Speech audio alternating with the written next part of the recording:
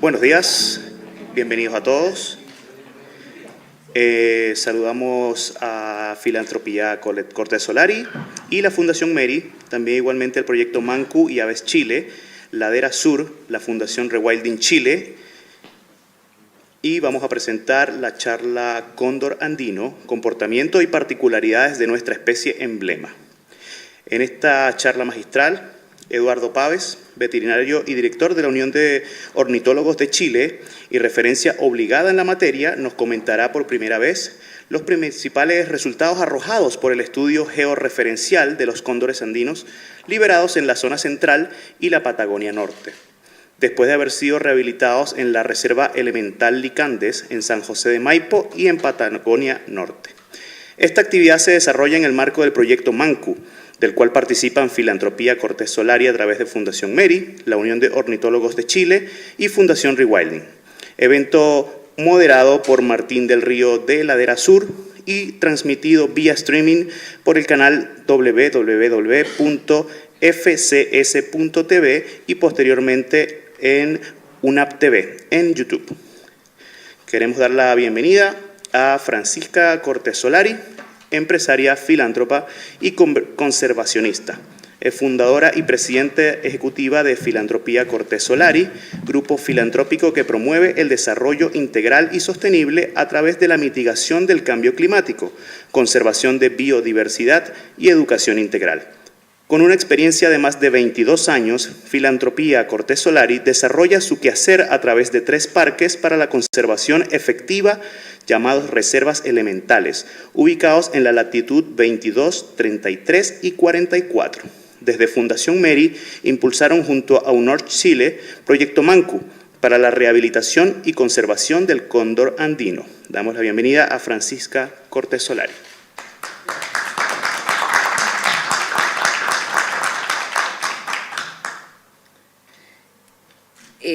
Primero saludar a Eduardo Pávez, director de Unión de Ornitólogos de Chile, y a todo el equipo aquí presente. También al señor Cayetano, secretario de la Escuela de Medicina de Veterinaria de la Universidad de Andrés Bello. Y obviamente, bueno, a todas las personas que están hoy día aquí y los que están también viéndonos por streaming. Después de años de trabajo de la Fundación, nosotros llevamos 21 años ya trabajando con un foco súper consistente en lo que es la educación.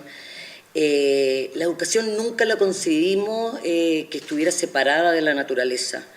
Por lo tanto, nosotros siempre desde que partimos, desde que creamos la Fundación hace 21 años, siempre nuestro ideal era hacer programas en la naturaleza y con la naturaleza, entendiendo de que era importante también que volviéramos a reconectarnos como ser humano con esa naturaleza que somos, que tendemos como siempre a poner la naturaleza o la biodiversidad o el cambio climático como algo que está fuera de nosotros, y en realidad todo eso somos nosotros, somos la diversidad, somos el cambio climático, y siempre estamos como separando. Pero para nosotros era fundamental, y ahí es donde aparecen estos 3 territorios que comentaron anteriormente: la latitud 22, en el desierto de Atacama, latitud 33, en la zona central, donde tenemos el centro de rehabilitación ahí bien bonito, con todas las condiciones para poder rehabilitar estos cóndores, no de rehabilitación, de adaptación, antes de que puedan salir de su jaula para poder salir y ser liberados. Para nosotros ha sido súper importante hay varias cosas importantes en este proyecto. Uno, que este es un animal,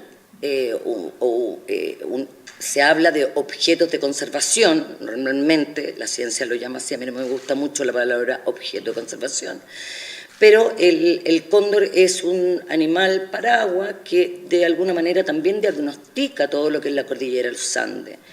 Entonces, de alguna manera, así como UNORCH hace todo el tema y se preocupan de todo el tema científico, para nosotros es fundamental poder hacer estas actividades.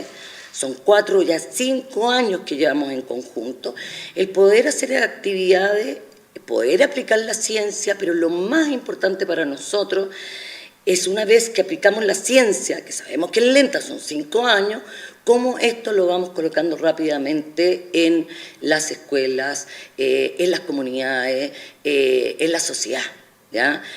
Para poner las alertas que corresponden. En este caso, quiero destacar que este proyecto, una de las cosas que cuando venía en el auto, venía pensando que era una de las cosas que más me... Aparte de estar trabajando con un animal que es tan importante, sobre todo para la cordillera de los Andes, como un termómetro, también para los pueblos originarios, como el que lleva los mensajes del Gran Espíritu. ¿Ah? Esas son cosas como emocionales, así que lo hacen diferente. Pero creo que lo que destacaría acá es la colaboración que hemos tenido, la forma en que hemos trabajado con UNORT, también con Rewilding,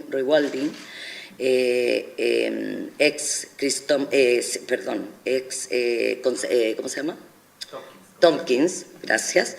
Agradecer también a ellos, a Chris, a todo el trabajo que ellos hacen en Chile con lo que es todo lo que es conservación terrestre, y hoy día están metidos en conservación marina.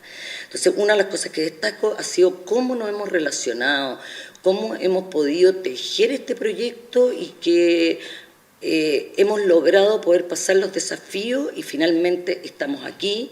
Después de 5 años podemos decir que somos, no sé si amigos, pero compañeros, socios, amigos diría yo, que nos conmueve y nos mueve un proyecto en común que es importante no solamente para los propósitos personales que tiene tal vez la ciencia o otras cosas, sino un propósito que es colectivo, que tiene que ver con lo que estamos haciendo todos, como granito a granito, para poder mostrar lo que está pasando hoy día en el mundo y decir, miren lo que está pasando, esto es lo que nos está diciendo la ciencia con respecto a los cóndores, mira lo que está pasando con las ballenas, esto nos está diciendo lo que está pasando en los océanos.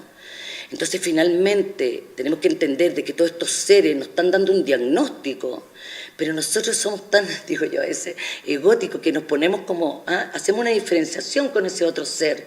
Y no, somos nosotros los que estamos en peligro de extinción también. No nos olvidemos de eso, ¿ya? Cuando nosotros hablamos de esa integralidad que tiene la naturaleza, y creo que en esa integralidad de la naturaleza está el equilibrio, está el respeto, está la ética, está la moral, está el propósito común que nos lleva, que es algo hermoso que no puede ser ensuciado tampoco, porque estamos trabajando, por la tierra, para los animales, para nosotros, para el mensajero del Gran Espíritu. También, quiero también personas que estuvieron también aquí, y aquí termino, que también tuvieron en este proyecto anteriormente, la DOMI, también ahí reconocer también su trabajo en una parte inicial, y eso, ¿no? Que quería también poder poner todas las personas que han sido también parte de este proyecto. Así que muchas gracias.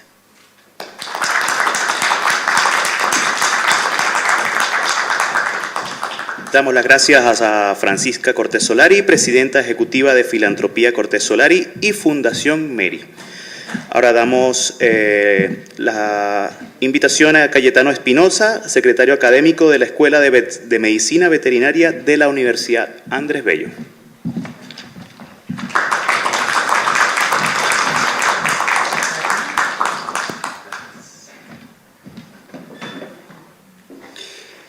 Hola, brevemente quería, a nombre de la Escuela de Medicina Veterinaria, darle la bienvenida a todos, a todas, también a las personas que nos están viendo por streaming. Ustedes saben que la medicina veterinaria tiene múltiples dimensiones y áreas de trabajo, ¿cierto? La más reconocida quizás es con animales domésticos, menores, mayores, pero nuestro sello como universidad es, entre otros, la fauna silvestre. Es por eso que hemos dedicado tanto tiempo en construir nuevos centros de rehabilitación de fauna donde se reciben cóndores. Y bueno, de eso nos va a hablar un poquito después Carolina Sánchez. Y bueno, espero que esta jornada sirva de comprender qué es lo que están haciendo estas organizaciones tan importantes para nuestra fauna, para la conservación, y también reforzar lazos entre los actores que están aquí vinculados. Eso principalmente, estamos orgullosos de ser la casa que los recibe para esta jornada, y espero que disfruten y aprendan, porque además tenemos algunos estudiantes por aquí. Eso, gracias.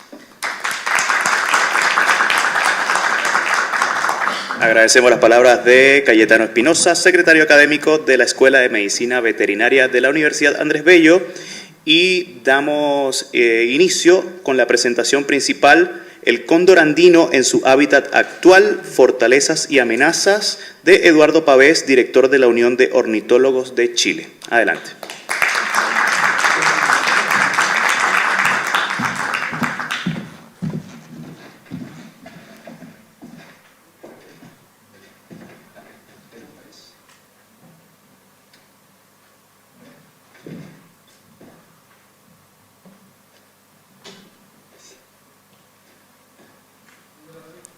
Buenos días a todos, un gusto estar aquí, muy bien acompañado por muchos amigos, amigas. Yo en realidad voy a hablar en el nombre de un proyecto MANCU, el cual es la conjunción de una serie de esfuerzos de distintas organizaciones y personas que han participado durante mucho tiempo en este proyecto que se reúne bajo las grandes alas, o quizás sobre las grandes alas del cóndor andino. Agradezco muchísimo la posibilidad de estar acá, agradezco a la universidad, a todos los colaboradores, a las organizaciones que participan, y quiero hacer una pequeña introducción y señalar que esta no va a ser una exposición científica, esta es una presentación más bien divulgativa, de un aspecto bien específico del trabajo que nosotros desarrollamos con los cóndores, que es el seguimiento satelital de los cóndores que nosotros rehabilitamos desde el año 2019. Y en este contexto también tengo que decir que estos son datos preliminares, es información preliminar, todavía hay mucho paño que cortar acá, entonces, aun cuando es bastante preliminar, hay mucha información muy interesante, como vamos a ver, que da luces respecto de problemáticas interesantes y complejas para esta especie. A mí me gusta empezar las presentaciones con un contexto, en el caso del cóndor, que creo que es bien importante. Acá tenemos una lámina que por lo menos a mí me conmueve bastante, que es una lámina que representa un paisaje de Magallanes, probablemente, una lámina de el gran Eduardo Armstrong.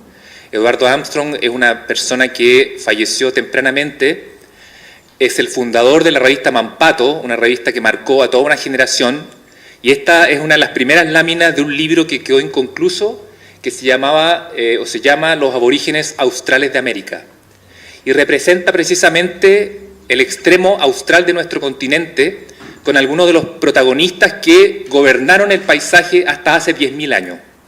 Tenemos caballos americanos, tenemos los milodones y tenemos los más grandes tigres dientes de sable que habitaron en América, muchísimo más grandes que los norteamericanos. Este es el Smilodon populator. Y aprovechando esta relación predador-presa, había todo un gremio, todo un equipo de grandes carroñeros, entre los cuales estaban los cóndores, que seguramente don Eduardo quiso representar en esta lámina, donde se ve una pareja de condoritos ahí volando. Entonces tenemos acá una situación que se extiende prácticamente durante todo el Plioceno y Pleistoceno y que termina abruptamente hace aproximadamente 10.000 años. Teníamos una megafauna impresionante, muy diversa en toda América, y un gremio de grandes carroñeros y grandes buitres gigantes, de dos familias, los catártidos, que es la familia a la cual pertenecen los cóndores, y los teratórnidos. Y los teratórnidos tienen los representantes más grandes de los carroñeros que se conozcan. El Argentavis magnificens era probablemente un buitre, no se tiene bien claro si era un buitre o era un depredador, pero era un pájaro gigante que operaba sobre estas carroñas que dejaba la relación. En este caso probablemente no estamos visualizando el rancho La Brea en San Diego, California, donde tenemos unos megaterios siendo acechados por tigres dientes de sable. En este caso serían los Smilodon fatalis. Sin embargo, hace 10.000 años se conjugan una serie de situaciones complejas a nivel planetario, cuando termina lo que se denomina el Pleistoceno y comienza lo que se denomina el Holoceno. Algunos biólogos, algunos ecólogos han dado a llamar este periodo el Antropoceno, pero no es un término que esté aceptado por los geólogos todavía, así que lo vamos a seguir llamando el Holoceno. Y ocurre una serie de situaciones. Una de ellas es un cambio climático importante a nivel planetario, retracción de grandes masas glaciales, y un hecho muy relevante es la dispersión humana en el planeta, y que por lo menos en América se produce aproximadamente hace 10.000, 15.000 años. Se debate todavía la antigüedad de la llegada del ser humano a América, pero el hecho es que junto con estos cambios y hasta qué punto hubo presión humana en la extinción de esta megafauna no se sabe. Pero el hecho es que se extingue esta megafauna y se extingue todo ese tremenda panoplia, ese equipo de buitres gigantes que operaban durante el Pleistoceno, y sobreviven solamente 2 especies durante el Holoceno hasta nuestros días. El cóndor de California, por una parte, una especie que empieza a retraerse al fin del Pleistoceno y que en la década del 80 llega a su mínima expresión, teniendo los científicos conservacionistas que capturar los últimos 20 y tantos ejemplares que quedaban en la naturaleza y comenzar un programa de reproducción en cautiverio para garantizar que esta especie pudiese sobrevivir. Y en ese caso, en esa experiencia, el cóndor andino actuó como modelo para aplicar esta tecnología al cóndor de California. Y por otra parte tenemos a lo largo de toda la cordillera de los Andes a nuestro conocido, nuestro familiar cóndor andino. ¿Cuáles fueron las circunstancias que determinaron que todos los cóndores, los megacóndores, megabuitres, se extinguieran y el cóndor andino no? No está claro. Pero lo que sí, su rango de distribución está asociado a ciertos elementos fundamentales. Primero, una cordillera de los Andes, gigantesca, abrupta, alta, con muchos refugios, lugares para nidificar y buenas corrientes de aire que permiten levantarse a estos gigantes alados. Por otra parte, tenemos una corriente de Humboldt que baja desde Ecuador hacia el sur, una corriente fría, mucho oxígeno, muy rica, que sustenta poblaciones de mamíferos marinos muy importantes y de aves marinas, y que aprovecha muy bien el cóndor. Y por otra parte, tenemos una población de millones de guanacos que se extienden desde Ecuador hacia el sur, sobre los cuales opera el puma, y que dan alimento a el cóndor. Entonces, este elemento o esta introducción es muy importante para entender por qué estamos trabajando con el cóndor andino, por qué nuestra preocupación.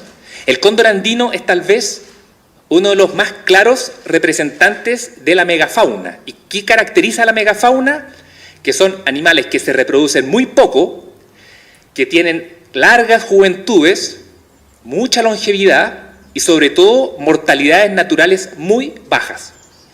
Tenemos, por ejemplo, hoy día casos de megafauna como son los rinocerontes, como son los gorilas, como son los orangutanes, los elefantes, etc.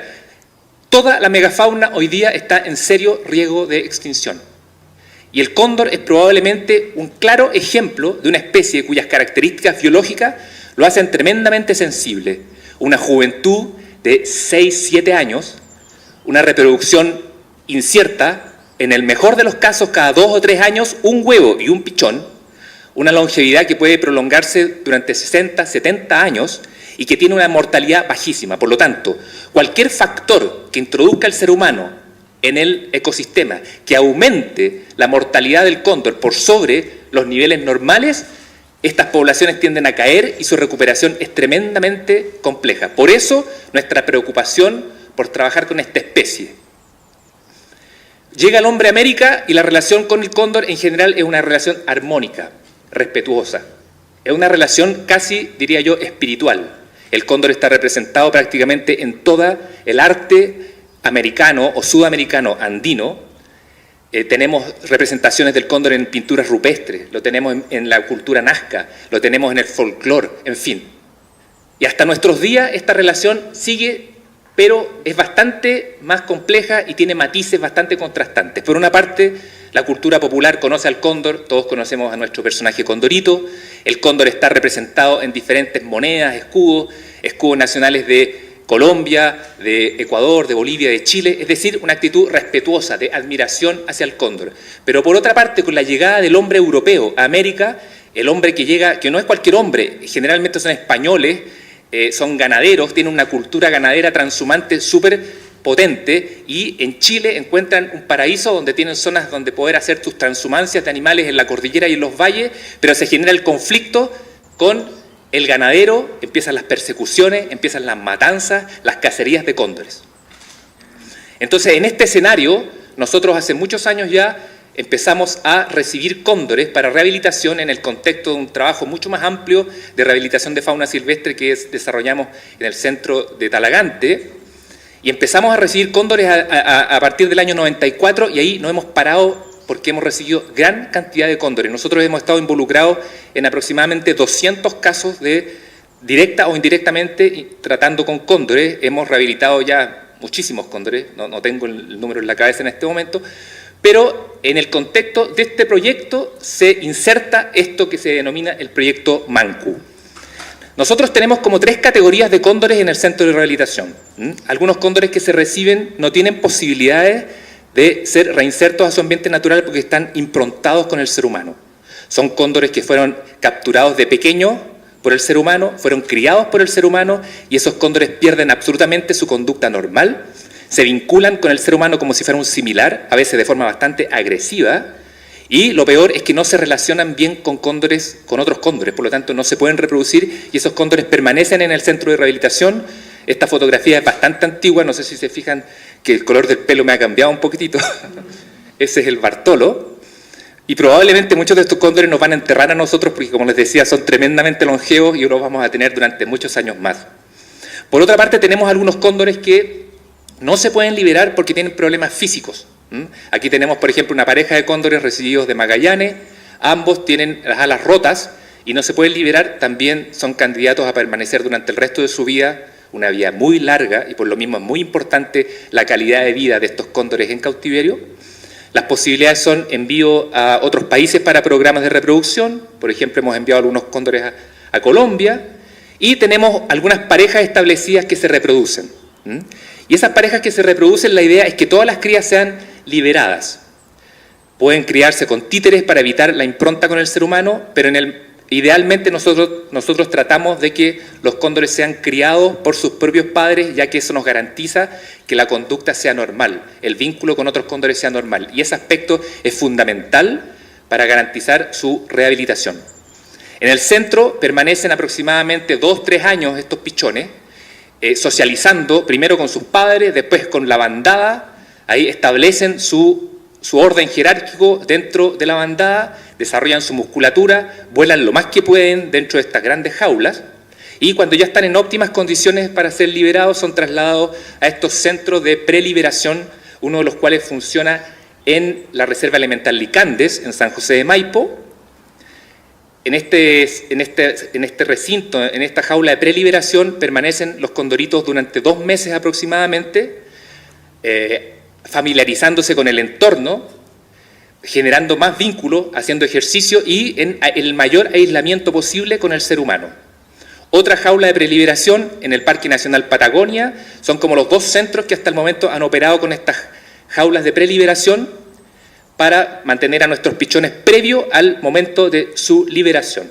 Ahí ven, por ejemplo, a la derecha abajo hay una casa rodante donde está el guardaparque, pero siempre observando a los cóndores desde la distancia para evitar cualquier vínculo con el ser humano. Los cóndores muchas veces son acompañados por un cóndor adulto, en este caso les llamamos cariñosamente las abuelas, que son condoritas que no se van a liberar, están con problemas físicos, pero que dan tranquilidad a los cóndores que nosotros vamos a liberar y evita que estos cóndores, por el cambio de ambiente, por la novedad, dejen de comer y bajen de peso. Entonces la presencia de la abuela los tranquiliza y eso en general hace que todo el proceso sea bastante más suave. A la derecha vemos cómo tenemos visitas de cóndores de vida libre que vienen a visitar a nuestros cóndores y ya se van estableciendo algunas relaciones ahí entre nuestros cóndores y los de vida libre. En paralelo a todas estas actividades, especialmente previas a las liberaciones, nosotros desarrollamos todo un trabajo con las comunidades rurales que están relacionadas con las áreas de liberación para poder meter el bichito de la conservación, especialmente en los niños. En las áreas rurales generalmente la gente mayor tiene un sesgo bien potente respecto del cóndor, lo ven como una amenaza para su ganado recién nacido, entonces muchas veces la forma de llegar a estos viejos es a través de sus hijos, a través de sus nietos. Entonces ahí donde hay que hacer un trabajo, publicamos hace un tiempo atrás, gracias a Francisca Cortés, esta guía del cóndor, que es una herramienta de trabajo súper poderosa que permite educar, concientizar y conectar a los niños con el cóndor andino y a través del cóndor con la naturaleza. Previo a la liberación, unos días antes de la liberación, un procedimiento muy delicado, complejo, que es el equipamiento de los cóndores con estos aparatos que son milagros tecnológicos. Nosotros pasamos décadas mirando los cóndores, preguntándonos de dónde viene ese cóndor, a dónde se va ese cóndor, nadie sabe de dónde viene, nadie sabe de dónde va. Lo que el cóndor recorre en 2 minutos, nosotros nos demoramos 2 días en recorrerlo, pasando cajones, quebradas, y al final llegaron estos aparatos que desarrolló el ejército de Estados Unidos con fines, digamos, más bien estratégicos y que se pusieron a prueba precisamente en aves, en halcones peregrinos migradores, y hoy día se están usando en muchas especies para hacer su seguimiento. Son transmisores satelitales que envían una señal desde el aparato al satélite, el satélite lo devuelve a una base en Francia y nosotros recibimos cómodamente en nuestro escritorio, con un buen juguito al lado, la información respecto de dónde están los condoritos que nosotros liberamos. Tiene un panel solar el transmisor, por lo tanto tiene una larga vida y que es una característica muy valiosa. El momento de la liberación, un momento tremendamente emocionante, es un encuentro, la verdad es que es un evento, esto de las liberaciones, un evento para todos menos para uno, porque nosotros en el equipo generalmente tenemos una tensión bastante grande, hay muchas incertidumbres que la gente ni se imagina, así que nosotros apretamos los dientes, cruzamos los dedos mientras todos gritan, aplauden y festejan la liberación de los cóndores, y ahí se ve que sale este condorito con los transmisores de radio y transmisores satelitales sobre sus alitas para poder hacer el seguimiento. La historia no termina para nada ahí en términos del esfuerzo de terreno. Empezamos a hacer el seguimiento. Recuerden ustedes que estos cóndores no tienen ninguna experiencia en vida libre, no conocen el territorio, no saben, no tienen ninguna experiencia de búsqueda de alimento.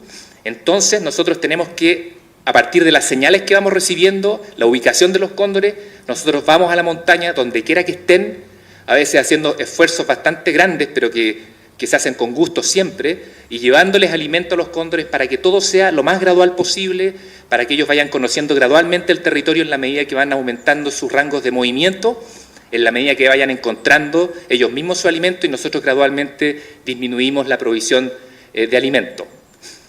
En esta lámina estamos mostrando un resumen de las liberaciones que hemos realizado desde el año 2019 en el contexto del proyecto Manku. Se han liberado 12 cóndores, de los cuales 7 se fueron con transmisores satelitales. Los asteriscos representan el mes y el año de la liberación, y si ustedes ven, por ejemplo, en el caso del cóndor 30, el UNEI, ese pajarito ya lleva 4 años de seguimiento y de información tremendamente valiosa.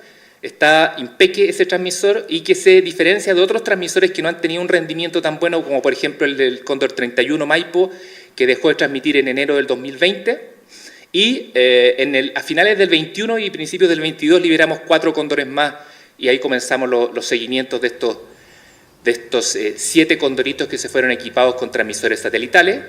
Acá tenemos cuáles son las características de las señales que nosotros hemos recibido.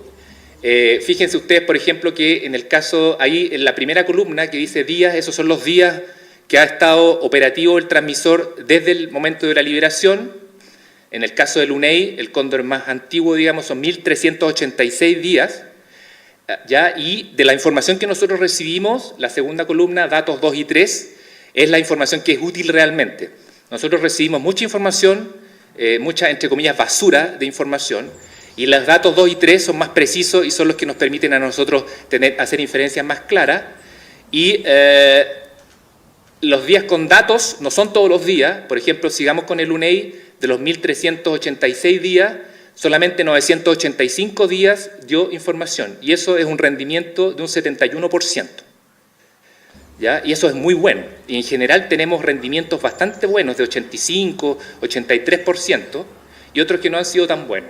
Pero a lo que voy es que, así como cada cóndor es un caso particular, cada transmisor también tiene un rendimiento bien distinto.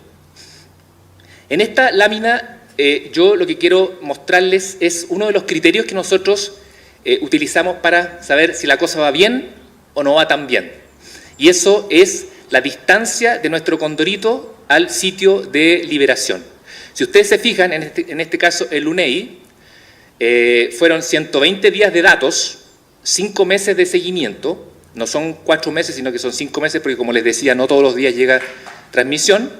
Fíjense ustedes que este condorito empieza a aumentar la distancia al punto de liberación, en este caso la reserva Alicante, hasta el día 40 aproximadamente. En el día 40 tiende a estabilizarse la cosa y a nosotros nos están dando indicios de que ya parece que no se va a alejar mucho más del sitio de liberación, un promedio de 30 kilómetros desde el sitio de liberación.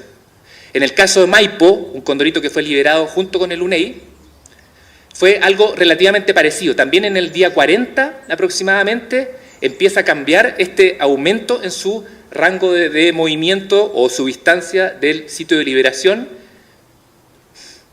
En el caso de C36, que fue liberado a principios del año, a finales del año 2021, fíjense ustedes que tiene una conducta totalmente distinta.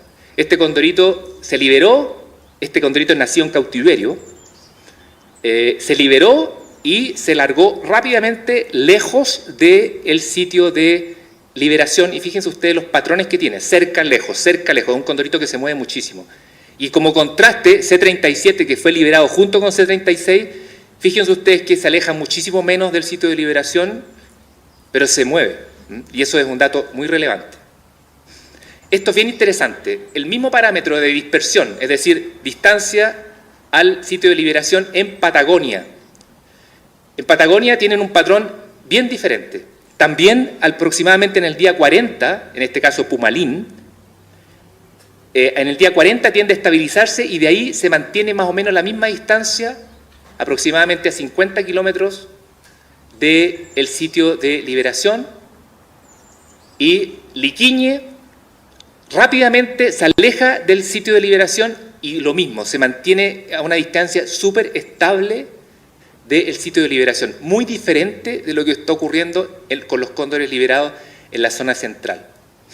Y aquí tenemos a Wilca. Wilca fue liberada junto con el UNEI y con Maipo a finales del año 2019. Y Wilca rápidamente nos dimos cuenta que algo no andaba bien, prácticamente no se aleja del sitio de liberación, y en el día 35-36 hubo que capturarla porque efectivamente tenía una lesión en un ala que le impedía volar bien, una lesión que no tenía cuando lo liberamos y no sabemos qué es lo que ocurrió, probablemente un golpe puede haber sido, pero el tema es que el parámetro de dispersión o de distancia al sitio de liberación desde el principio fue muy diferente. Este condorito tenía problemas prácticamente desde el principio, y eso es bien interesante porque muchas veces uno los ve en la jaula de liberación y en el centro de rehabilitación vuelan bien, se ven perfectos, pero sometidos a un esfuerzo extremo, como puede ocurrir en el medio ambiente natural, muchas veces aparecen y surgen problemas que nosotros no pudimos diagnosticar claramente en cautiverio. Y eso suele ocurrir cuando el animal es muy exigido, aparecen los problemas. Y el día 40 es clave. ¿Y por qué es clave? Porque los cóndores que no comen pueden aguantar más o menos hasta el día 60 sin comer en la medida que tengan agua. Si tienen disponibilidad de agua pueden pasar 60 días sin comer. Pero en el día 40, más allá del 40, ya si la cosa no está bien, la cosa no va a funcionar. Otro parámetro que nosotros utilizamos para saber cómo va nuestra historia, cómo va la historia de cada condorito, es la distancia de vuelo diaria. También, en este caso, durante los primeros 120 días y en Chile Central. El UNEI, al principio también, se mueve poco, día tras día, y después tiende a tener una gran movilidad. Esto está indicando cuánto se mueve de un día para otro, que es distinto de la distancia al sitio de liberación. Este parámetro realmente nos está mostrando cuánto se está moviendo el cóndor. Maipo se mueve bastante también, perfecto. C-36, nacido en cautiverio, ese sí que se mueve muchísimo. En el día 45 ya estaba volando 100 kilómetros, desplazándose en un día, de un día para otro. Y C-37 le ha ido bastante bien, pero se mueve muchísimo menos. Y eso nos indica que, si bien es cierto, hay patrones, cada cóndor es un caso particular. C-37 más retraído, se mueve muchísimo menos, pero insisto, hasta el día de hoy recibimos señales de él y está perfectamente bien. Y aquí sí que nos dejaron totalmente locos los datos de Patagonia. ¿Por qué? Porque los condoritos se movían desde el momento de la liberación hasta el día 35 bastante, y de ahí en adelante se movían muy poco. Un día a otro se movían muy poco, tanto Pumalín como Liquiñe. Fíjense ustedes cuán distintos son los gráficos respecto de los cóndores liberados en la zona central. ¿Y qué es lo que nos indica esto? Que la situación ecológica en Patagonia y en Chile central es absolutamente distinta. En Chile central tienen que moverse mucho para encontrar alimento, y en la Patagonia hay mucha comida todavía. Tanto fuentes naturales, como pueden ser los guanacos que hay en el Parque Nacional Patagonia, como las masas ganaderas, principalmente ovinas y bovinas también, que se manejan en las estancias ganaderas tanto en Aysén como en Magallanes. Es decir, son situaciones completamente distintas. Estos parámetros de cóndores rehabilitados nos están indicando una realidad ecológica muy distinta. Este es otro parámetro interesante de analizar, la altitud promedio mensual de cada uno de nuestros cóndores. Si ustedes se fijan, aquí tenemos un patrón. Tenemos cada mes, y el conjunto de datos que recibimos nosotros durante cada mes le sacamos el promedio de altitud de nuestro cóndor. Y fíjense ustedes cómo está alto, baja, sube, baja, sube, baja, sube, baja. Esto se relaciona con un uso diferenciado del territorio en invernada y en veranada. En invierno y en verano. Yo digo veranada porque me refiero más bien a términos ganaderos. La veranada es el periodo durante el cual el ganado se mantiene en la alta cordillera. Eso es octubre a marzo. La invernada es el periodo en el cual el ganado es bajado de la cordillera y es mantenido en precordillera, en valles y en cordillera de la costa. Eso es entre abril y septiembre. Y esa transhumancia, ese movimiento del ganado entre zonas altas y zonas bajas, se ve claramente reflejado en los patrones de movimiento de nuestros cóndores que andan detrás del ganado, detrás de las carroñas. Y esto es bien relevante. ¿Por qué? Porque en la invernada, fíjense usted esta figura que muestra el promedio de todos los datos de veranada y el promedio de todos los datos de invernada. Y hay una diferencia importante de 600 metros aproximadamente entre la veranada y la invernada. Y eso es bien relevante porque la población humana en Chile central es tremendamente numerosa, una altísima densidad humana compartiendo un territorio con una población importante de cóndores que utilizan la alta cordillera en la veranada y se aproximan a las zonas bajas durante la invernada. Y esa aproximación a las zonas bajas hace que haya una superposición entre actividades humanas, entre infraestructura humana y los cóndores. Y si a eso le agregamos que las pariciones de los animales suelen empezar en agosto aproximadamente, en el caso de las ovejas, por ejemplo, ahí se empiezan a generar una serie de conflictos.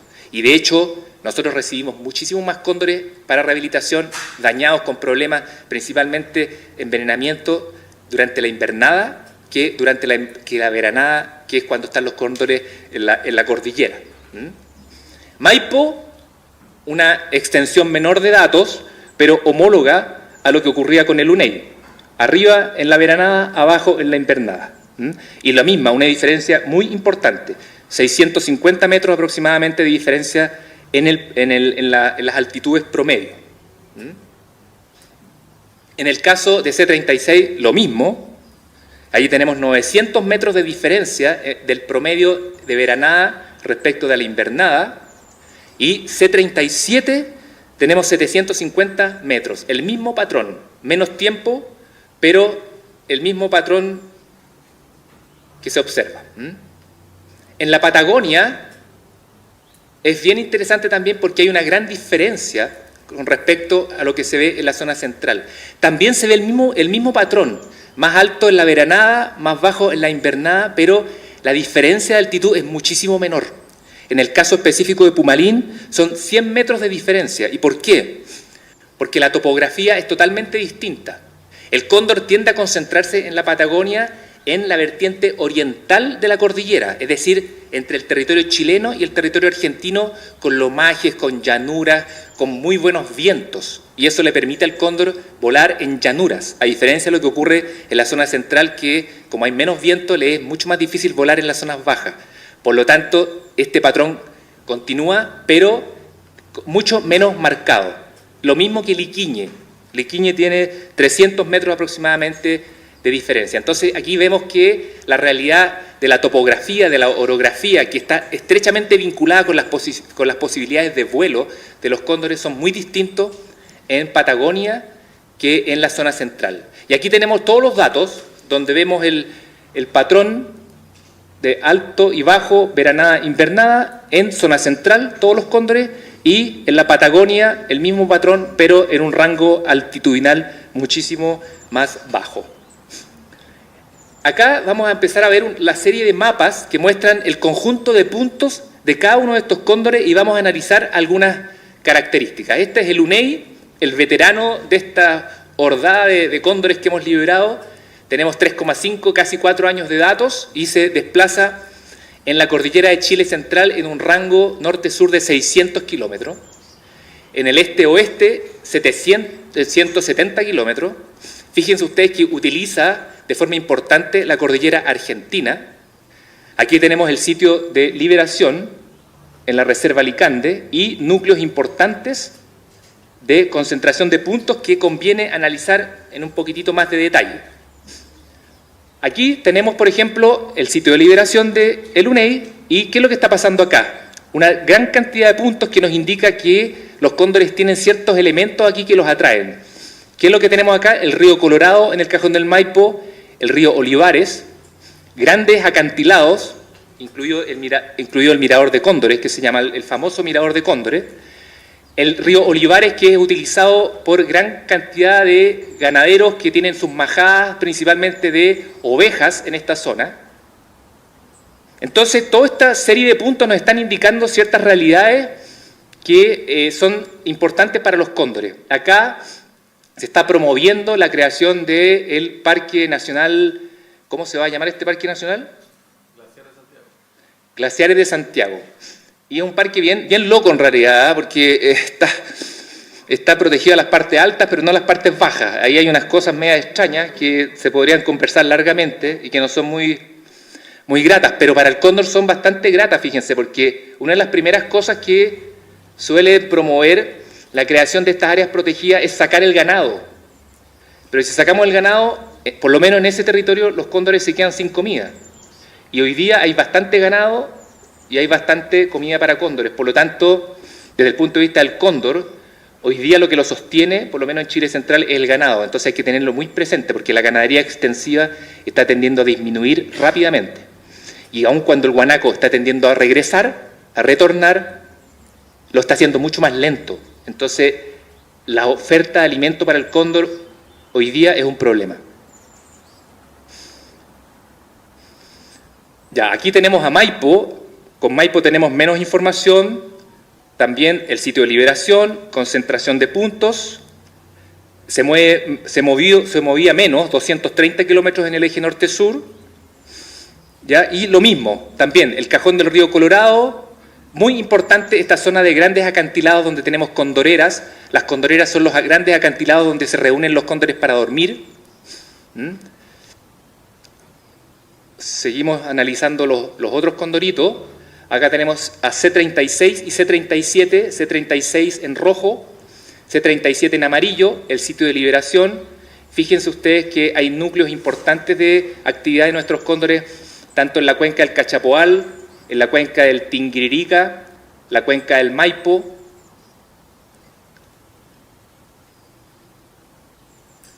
Acá tenemos un zoom de C36, el Cajón del río El Yeso, es importante, C36 no tiene esa fijación por esta confluencia del río Olivares con el río Colorado en el Cajón del Maipo. Las confluencias de ríos suelen ser importantes porque suelen tener buenos acantilados, muy buena visión y confluyen movimientos ganaderos. Y generalmente los arrieros tienen sus majadas, tienen sus chozas en estas confluencias de río. Muchas veces llegan en sus camioncitos hasta acá, hacen el desembarque de los animales. Entonces, estas confluencias son importantes. Por ejemplo, fíjense aquí en el río Cachapoal, lo mismo. Aquí la junta de los ríos, esta es una zona que conozco bastante bien y es como una miniatura de lo que ocurre en el cajón del río Maipo. El Maipo, la cuenca del Maipo es tremendamente grande. Fíjese usted, el río Maipo, como avanza hacia el sur, llega prácticamente hasta la altura de Rancagua, por la cordillera.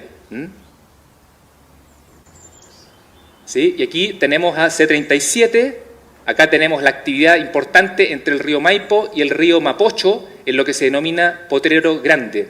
Potrero Grande es una zona de propiedad privada, como casi todo lo que hay acá, y es interesante porque se está pensando también en hacer una especie de santuario en toda esta zona, y también uno de los criterios que se plantea es sacar el ganado.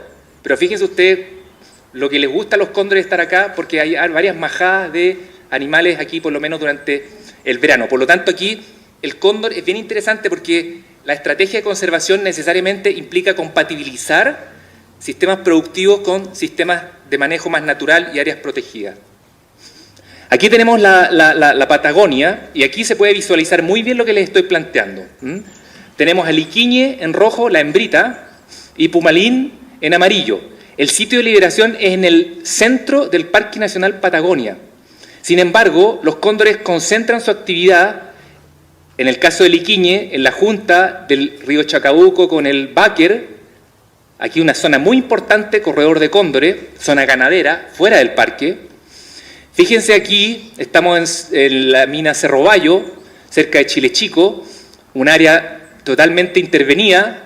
Liquiñe, le encanta estar ahí también, harto ganado. Aquí en el parque hay mucho guanaco. Y fíjense ustedes, Pumalín, cómo se desplaza a Argentina. Y en Argentina hay grandes estancias con ganado, muchos perros, leoneros, trampas de cepo y mucho uso de veneno.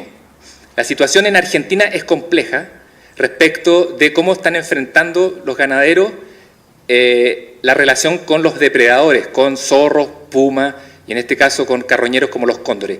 Nosotros podemos hacer un tremendo esfuerzo en el lado chileno por proteger. De hecho, en el lado chileno el uso del veneno no es tan potente como ocurre en el lado argentino, pero nuestros cóndores se van al lado argentino y pueden perfectamente morir en el lado argentino. Por eso es tan importante desarrollar estrategias conjuntas y entender de que estos sistemas no tienen nada que ver con fronteras administrativas. Aquí, muy rápidamente, ver cómo los cóndores se tienden a concentrar en ciertos tipos de ambientes, principalmente en praderas y matorrales. Casi la mayor proporción de datos de todos los cóndores se ubican sobre áreas de praderas y matorrales. ¿Qué es lo que nos indica eso? De que estos cóndores están utilizando principalmente zonas ganaderas, de praderas y de matorrales. En el caso de los cóndores de Aysén, de la Patagonia, evidentemente también ocupan estepa patagónica, ¿ya? Y aquí hay ambientes que son prácticamente inutilizados por los cóndores, zonas urbanas e industriales. Tampoco hay que despreciarlo en el caso de la zona central, porque hay bastantes incursiones de cóndores a zonas urbanas e industriales en la región metropolitana, y cada día hay más. ¿Ya? Y vemos también cómo Argentina es utilizado de forma importante por los cóndores que liberamos nosotros en el lado chileno. Acá no quiero sobrecargar con información, pero quiero destacar algunos detalles. De los ambientes que analizamos en la lámina anterior, escogí los más importantes, los que son más utilizados por los cóndores. Y acá tenemos los 4 cóndores que se liberaron en la zona central de Chile, y vemos que el uso de praderas y matorrales es más o menos indistinto en veranada e invernada. Veranada azul, invernada de color naranjo. Sin embargo, los otros ambientes tienen un uso bastante más diferenciado. Por ejemplo, sin vegetación lo utilizan principalmente en la invernada. Sin vegetación nos estamos refiriendo básicamente a zonas de alta montaña, en donde las cartografías de la vegetación declaran no presencia o ausencia de vegetación. Los bosques son utilizados principalmente en la invernada. ¿Y eso por qué? Porque los bosques esclerófilos, por lo menos en la zona central, tienden a estar ubicados en zonas de valles, piemontes, que son las zonas de invernada, zonas más bajas donde se concentran los cóndores en la invernada.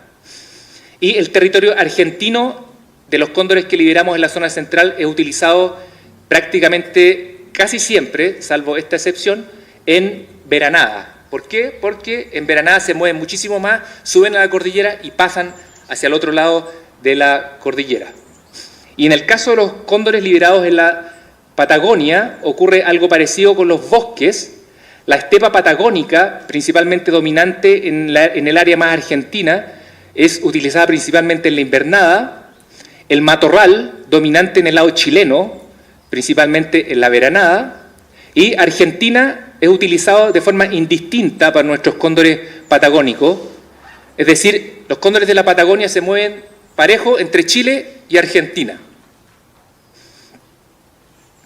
Ahora vamos a analizar una problemática que tiene una data relativamente amplia en la zona central de Chile, específicamente en la región metropolitana, y que tiene directa relación con nuestros cóndores. Y les voy a explicar por qué. Desde hace aproximadamente, desde el año 2002, empezaron a aparecer cóndores en rellenos sanitarios, comiendo desechos orgánicos provenientes de los desechos domiciliarios de la gran ciudad. Principalmente en invierno, que es el periodo de la invernada, cuando los cóndores bajan a los valles y cuando tienen menos alimento disponible. Y esto puede ser un problema porque entre medio de los desechos orgánicos vienen muchos elementos tóxicos que los cóndores pueden ingerir y pueden intoxicarse y eventualmente morir. Acá tengo una figura que es bien importante, bien interesante, que es un monitoreo que desarrollamos en el relleno sanitario más grande que tiene Chile, que es Loma Los Colorados, en la comuna de Tiltil, de propiedad de la empresa KDM. Acá tenemos datos desde el año 2005, mensuales, hasta el año 2023, pero acá presento hasta el año 2022. Y fíjense ustedes, en color azul es la presencia de cóndores en el frente de trabajo, en la basura comiendo. Y el total de cóndores en el área del relleno. Y fíjense ustedes, cuando empezamos el trabajo en el año 2005, había relativamente pocos cóndores, empezaron a aumentar, y llegó un momento en que llegamos a ver máximos de 300 cóndores en el área del relleno. 300 cóndores, eso es muchos cóndores, intentando comer estos desechos. De repente hay una caída abrupta y los años 2016, 2017, 18 y 19, muy poco cóndor en el relleno. ¿Qué es lo que pasaba? Pasaba que empezaron a haber brotes de mixomatosis. La mixomatosis es un virus que afecta a los conejos, un virus que hasta ese momento se conocía en Chile solamente en Tierra del Fuego y que se empezó a extender en el resto del país. Y a Chile empezaron los brotes en el año 2016. ¿Y eso qué es lo que implicó? Implicó grandes cantidades de conejos muertos en los alrededores de Santiago, en la precordillera. Los conejos no llegan muy alto en la cordillera. Entonces todo el Piemonte, toda la zona de Las Condes, Lo Barnechea, La Reina y la zona del Poniente, lleno de conejos muertos. Entonces esto es una radiografía de lo que está pasando no en el relleno, sino lo que está pasando en el sistema completo. En este caso el relleno está operando como un barómetro de cuál es la oferta de alimentos que tienen los cóndores en la cordillera, en los valles, y cuáles son los momentos en que ellos tienen la necesidad de recurrir a estas fuentes alternativas como son los rellenos sanitarios. Los brotes empezaron a disminuir en el año 2019 y fíjense ustedes que empieza a aumentar nuevamente la cantidad de cóndores en el relleno sanitario. Este es un monitoreo que desarrolla KDM desde el año 2005, es un monitoreo que realmente hay que alabar porque aquí vemos claramente cómo las empresas tienen que involucrarse con la conservación de la naturaleza. Y en ese sentido, y como vamos a ver más adelante, hoy día es un problema en todos los rellenos sanitarios de la zona central de Chile, e incluido algunos rellenos en la región de O'Higgins. Por lo tanto, aquí las empresas tienen que involucrarse con acciones para poder colaborar con esta situación que está afectando a los cóndores.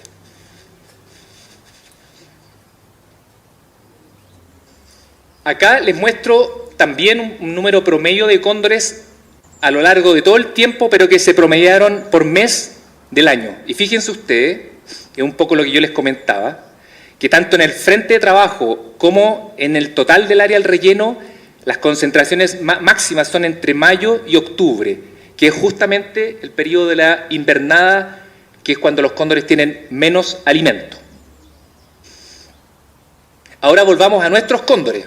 Aquí tenemos el UNEI, el condorito que liberamos en diciembre del año 2019. En agosto, en plena invernada, llegó a un relleno sanitario, agosto del año 2021.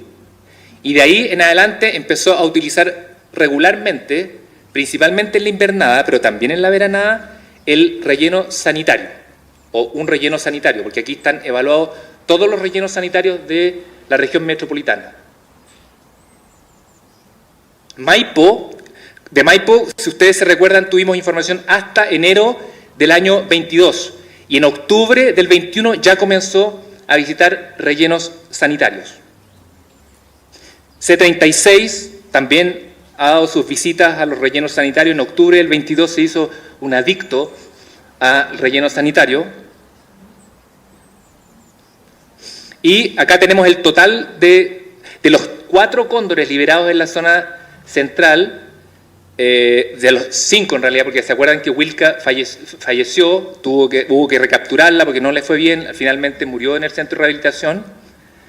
De los 4 que llevaban transmisores satelitales, hubo 3 que visitan rellenos sanitarios. El UNEI es el más adicto, entre comillas, ahí a la basura. Y acá tenemos el total. Fíjense ustedes que a partir de agosto del 21 las visitas a rellenos sanitarios son regulares. Acá tenemos los días por mes que han visitado los rellenos sanitarios. Acá tenemos una figura que nos muestra todos los grandes rellenos sanitarios que tenemos en la zona central. Lomas Los Colorados de KDM, de ahí son los datos que yo les acabo de mostrar. Gersa, que está al ladito. Estos 2 rellenos están separados por un cerro muy importante, que es el Cerro Huechum, donde hay una gran condorera, una gran refugio de cóndores, podría decirse. Santiago Poniente hoy día recibe grandes cantidades de cóndores. Santa Marta, en los cerros de Lonquén, lo mismo. Y La Yesca, en Rancagua, exactamente lo mismo. Y acá tenemos de nuestros cóndores la suma de datos de días por mes que visitaron los distintos rellenos sanitarios. Lomas Los Colorados, el que es más visitado en la RM, Tiltil, y La Yesca en la región de O'Higgins. Lomas Los Colorados está ubicado justo en la zona de Las Chilcas, que es una angostura que une la cordillera de los Andes con la cordillera de la costa. Por lo tanto es un corredor natural de cóndores, la gran condorera del Cerro Huechum, y por lo tanto no es raro que sea tal la cantidad de cóndores que llegan a este relleno en particular. Miren ustedes las concentraciones de cóndores que tenemos. Aquí tenemos una gran cantidad de cóndores que están a la espera de recibir su cuota de desechos domiciliarios. ¿Qué es lo que pueden hacer las empresas y qué es lo que está haciendo específicamente KDM y con nuestros condoritos que hemos liberado? Porque dentro de lo que es el monitoreo hemos visto varias veces a nuestros condoritos en el relleno sanitario Lomas Los Colorados. Esta fue una de las medidas implementadas que ha sido bastante efectiva en algunos años. Me refiero a un comedero para cóndores. Nosotros vimos que la escasez de alimento para los cóndores es principalmente la invernada. Ese es el momento más riesgoso para los cóndores porque bajan a los valles. Ese es el momento que más visitan los rellenos sanitarios. Por lo tanto, el relleno sanitario puede programar el funcionamiento de un comedero como alternativa al consumo de basura durante los meses críticos, de forma tal de dejar y cerrar ese comedero aproximadamente en octubre, en noviembre, de forma tal de que los cóndores vuelvan a usar sus recursos naturales en la cordillera y no se habitúen al uso del comedero. El comedero es una opción, una alternativa para, entre comillas, apoyar a los cóndores en los meses más críticos y evitar que estén metidos en la basura comiendo bolsas plásticas, elementos tóxicos y cosas por el estilo. Un cóndor puede comer un pedazo de plástico y a él puede que no le pase nada. Pero ese condorito, si tiene un pichón en la cordillera, vuelve a la cordillera, alimenta su pichón por regurgitación, incluido ese pequeño pedazo de plástico, el pichón come ese plástico y muere.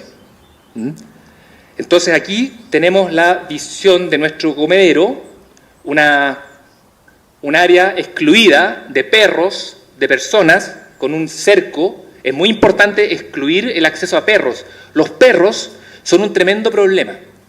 Hoy día es muy difícil trabajar con la problemática perros en lo que es vía silvestre por presiones animalistas. El perro hoy día es una tremenda amenaza para la fauna silvestre, pero el perro no tiene la culpa, el que tiene la culpa son las personas, porque todos esos perros son consecuencia de un manejo irresponsable de toda esta masa. Y mientras haya perros dando vueltas en torno a la ciudad, en los cerros, en los valles, en los campos, estos perros se apoderan de las carroñas.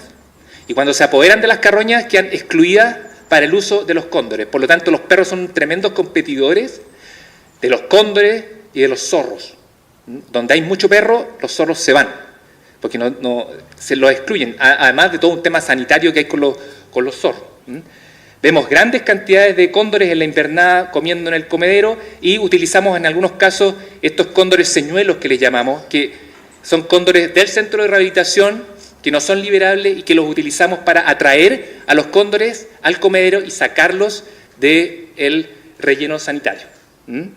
Y ahí tenemos el escondite desde donde se hacen todas las observaciones desde muy temprano en la mañana cuando hace mucho frío y uno no puede salir del escondite hasta muy tarde para que los cóndores no sepan de que había una persona metida allá adentro. Uno entra antes de que empiecen a moverse y sale cuando ellos terminan de moverse. ¿Para qué? Para que nunca sospechen de que hubo seres humanos metidos ahí. Entonces, para ir cerrando, conclusiones de esta información. Como les dije al principio, estos son conclusiones bastante interesantes, preliminares, pero que son bien potentes. En primer lugar, el éxito de liberación que hemos tenido es altísimo. El trabajo de rehabilitación con fauna silvestre es muy compleja. Liberar animales sin ninguna experiencia en vía libre es difícil y suele haber altas mortalidades. Nosotros hemos tenido un 86% de éxito de los cóndores que hemos liberado con transmisores satelitales, los 7 cóndores liberados con transmisores satelitales que tenemos certeza de a quienes les ha ido mal y a quienes les ha ido bien. Otro dato interesante, a los 40 días post liberación aproximadamente tiende a estabilizarse el patrón de vuelo, tanto la distancia al sitio de liberación como la distancia de vuelo diaria. Un parámetro importante para los rehabilitadores para saber si la cosa va bien encaminada o eventualmente hay que recapturar ese animal porque está con problemas. Los cóndores en la Patagonia se mueven mucho menos que en la zona central y tienen ámbitos de hogar más reducidos. ¿Por qué? Porque la Patagonia tiene mucho más alimento que la zona central.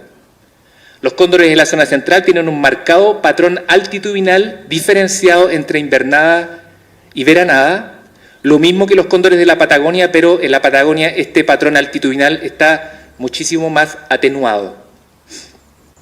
Los cóndores usan regularmente el territorio argentino, los cóndores que liberamos en Chile, principalmente en veranada, en la zona central y durante todo el año en la zona austral. Y esto es fundamental tenerlo en cuenta para coordinar esfuerzos de conservación, tanto a nivel de los estados como a nivel de las ONG y de las organizaciones chilenas y argentinas. La población nuestra es chileno-argentina. Otra conclusión es que los ambientes más usados en la zona central y en la Patagonia son praderas y matorrales y las estepas en la Patagonia.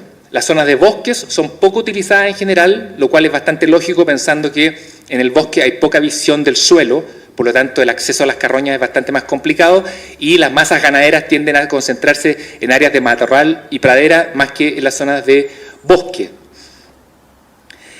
Hay un importante uso de rellenos sanitarios en la zona central. Es una problemática muy compleja en la que las empresas deben involucrarse. Esto también es bien interesante y se visualiza muy claramente en los datos de la Patagonia, pero también en los de la zona central. En la zona central, los cóndores utilizan principalmente predios privados. Y en la Patagonia, aun cuando los cóndores son liberados en el Parque Nacional Patagonia, utilizan principalmente el entorno del parque. Por lo tanto, las tierras productivas ganaderas son fundamentales y los parques y áreas protegidas no son suficientes para garantizar la protección del cóndor. Son importantes, pero hay que manejarlas, en el caso del cóndor, con una visión mucho más global y entender cómo operan las áreas silvestres protegidas con las áreas productivas. Y desde ese punto de vista hay un desafío para el SVAP que se está creando ahora, porque tengo la impresión de que el SVAP se va a centrar mucho en las áreas silvestres protegidas.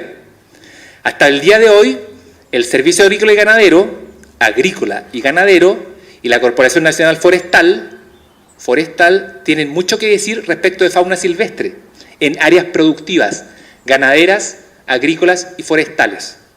Es fundamental volcar esfuerzos de conservación a áreas productivas.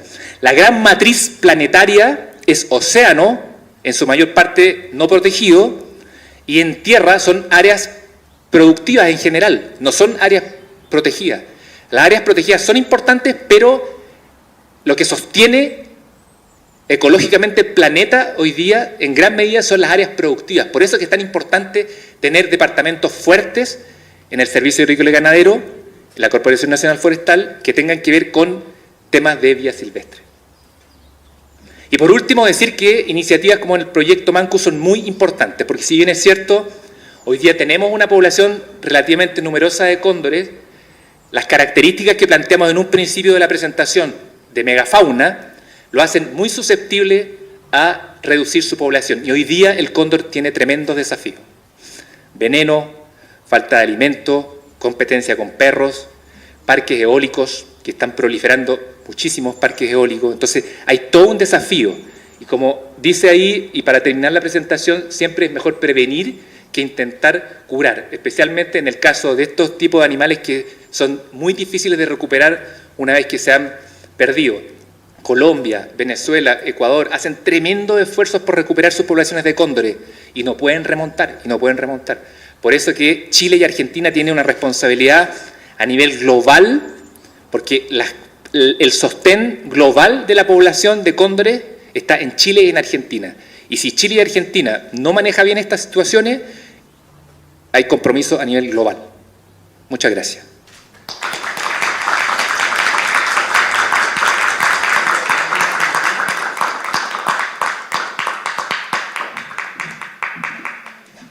Agradecemos entonces a Eduardo Pavés, director de la Unión de Ornitólogos de Chile, con su presentación El cóndor andino en su hábitat actual, fortalezas y amenazas. Lo invitamos a tomar asiento e invitamos también a Carolina Sánchez, encargada del Centro de Rehabilitación UFAS, para comentar sobre la temática. Adelante.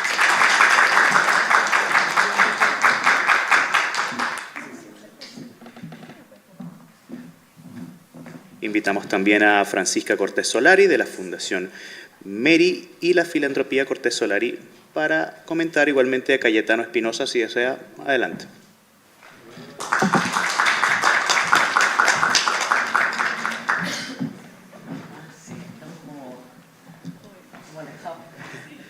Presentamos también a Martín del Río de Ladera Sur, quien va a apoyar con sus preguntas.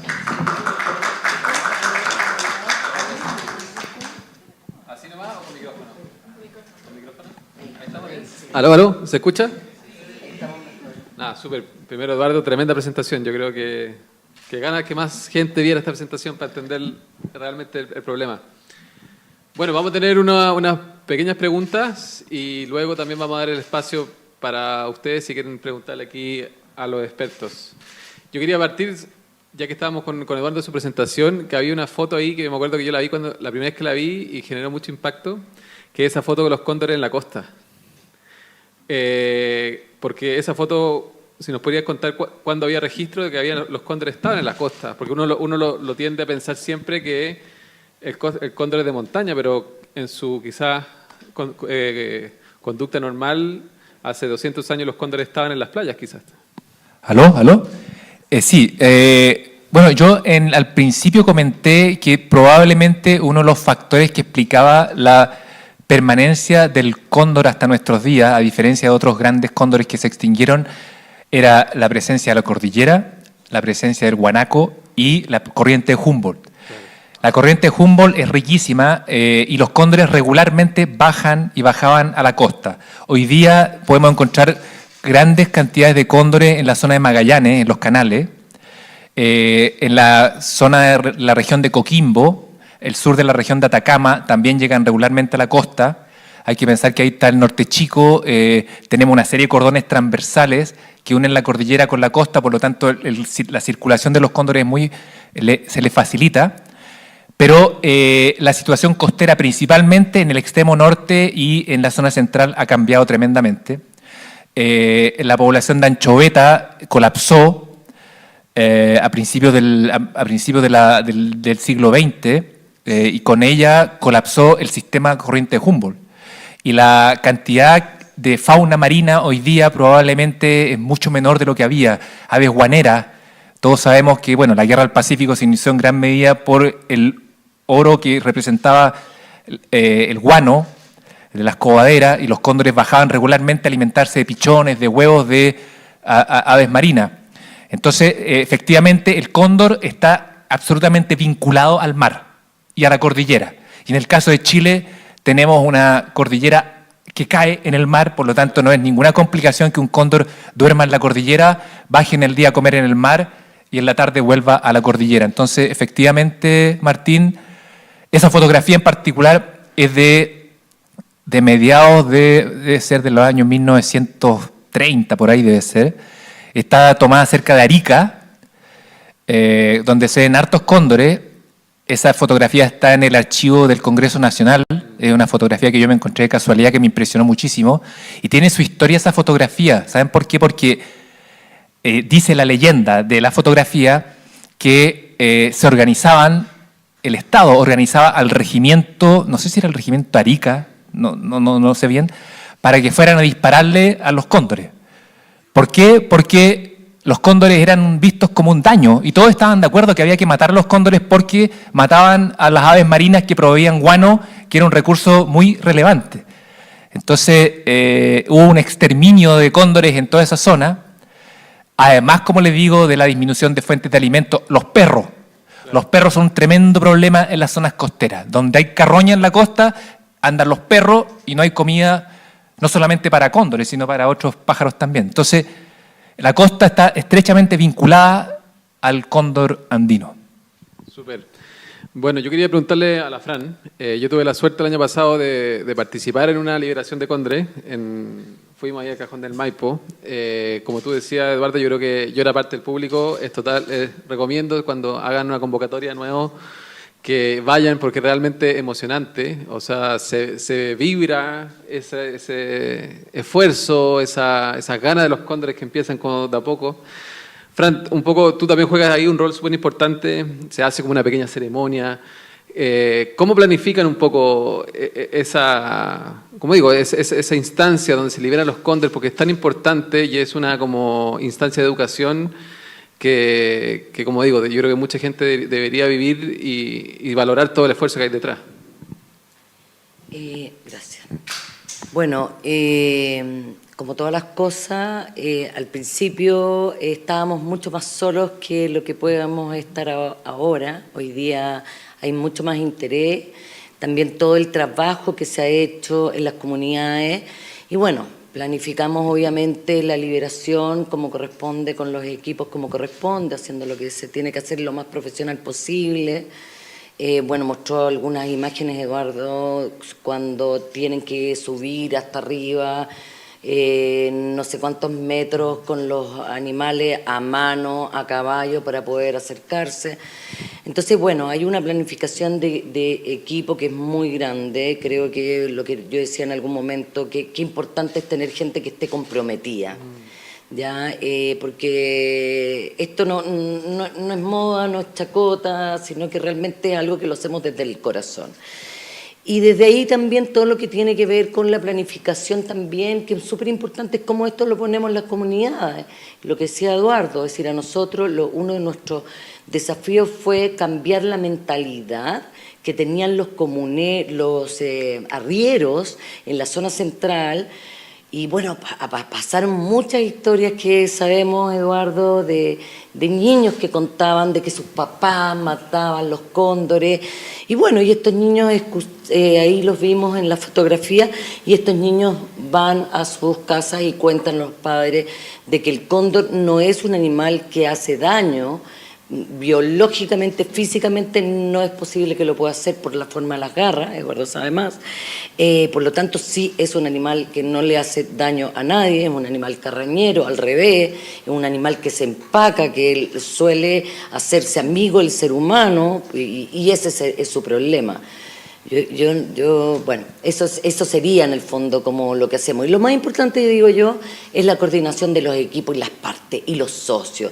Y eso es algo fundamental. Cómo podemos trabajar con diferentes organizaciones, con mucho respeto, valorando lo que vale cada uno, valorando lo que hace UNORCH, valorando lo que hace Eduardo, valorando lo que hace la Francisca, valorando lo que hacemos nosotros, nuestro equipo, lo que se hace en terreno.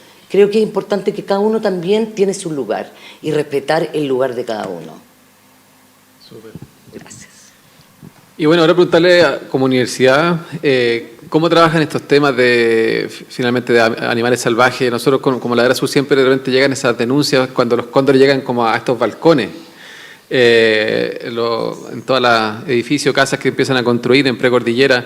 ¿Cómo la universidad también se vincula como en la parte también de educación, de que ustedes me imagino son la primera línea en ese como contacto con la flora nativa la fauna nativa que además como una ciudad como Santiago, como también decía Eduardo, tenemos la cordillera ahí, entonces el cóndor juega un rol que yo creo que todos tenemos, el cóndor es de las especies que uno tiene más vinculación cultural.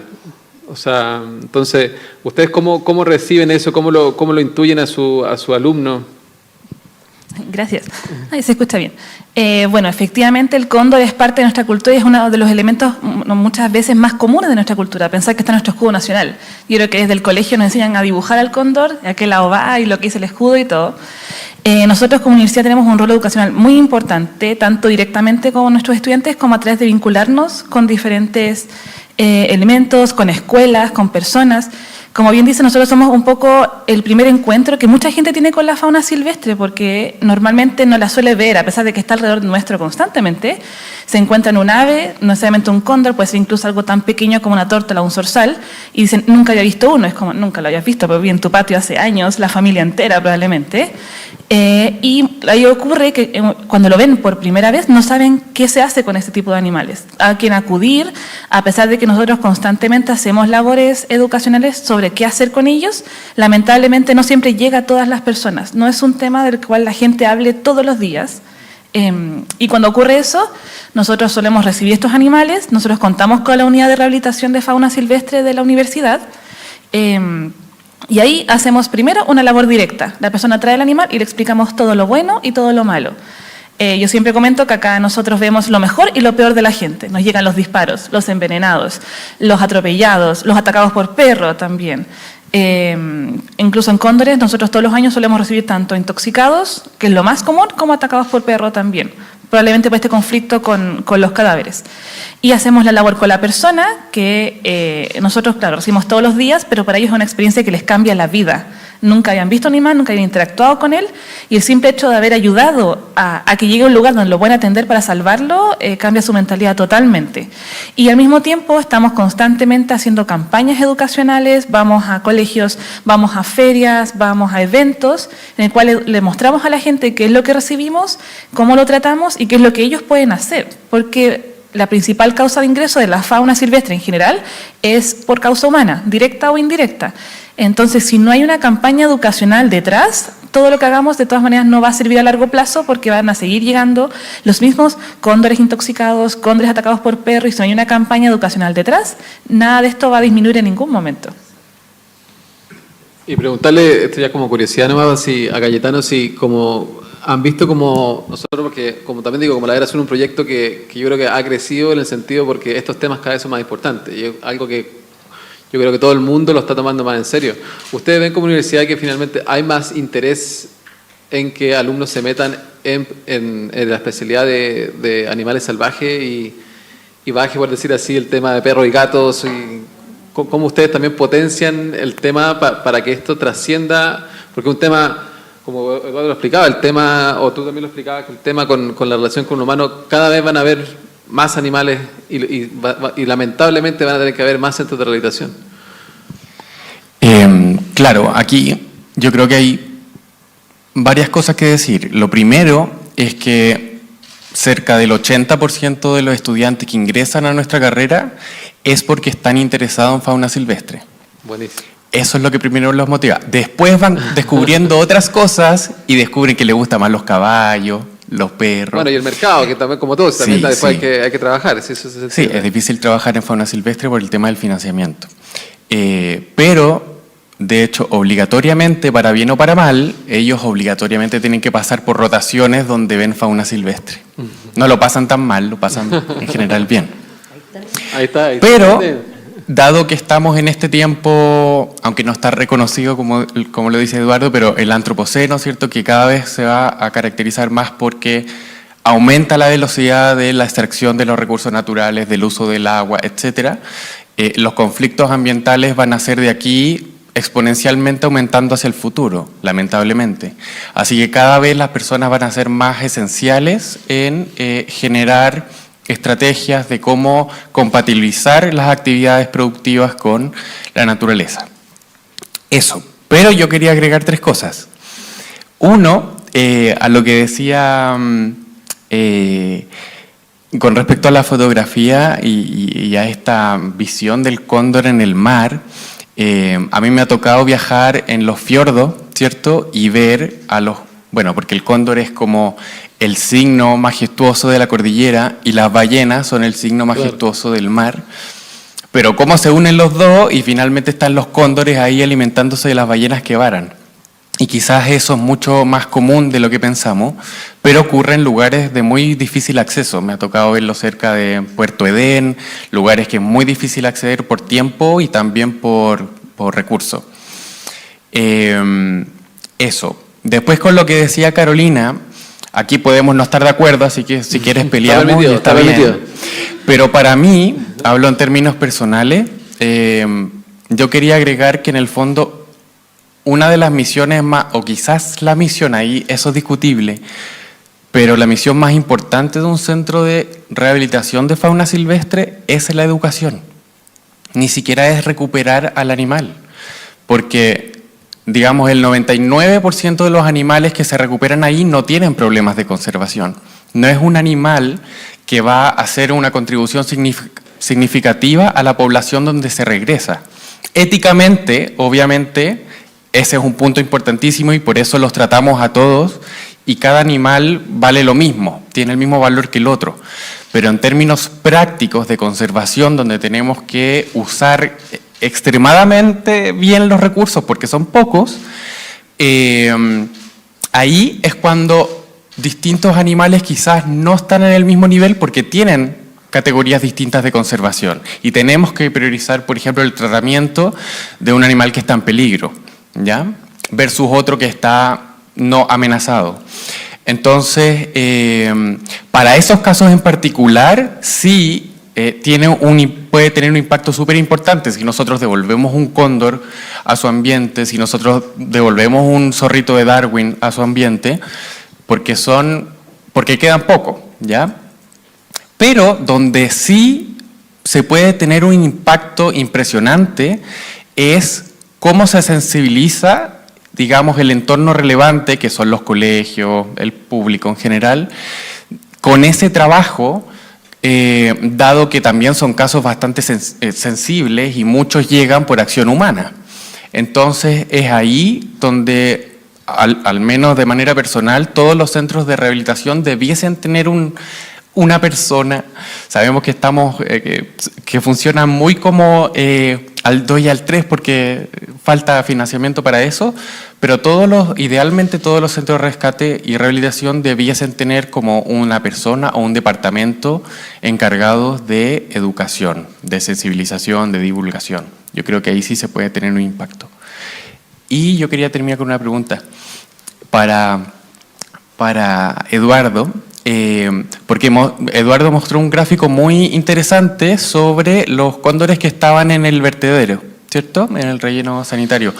Y a partir del 2020 empezó a subir de nuevo.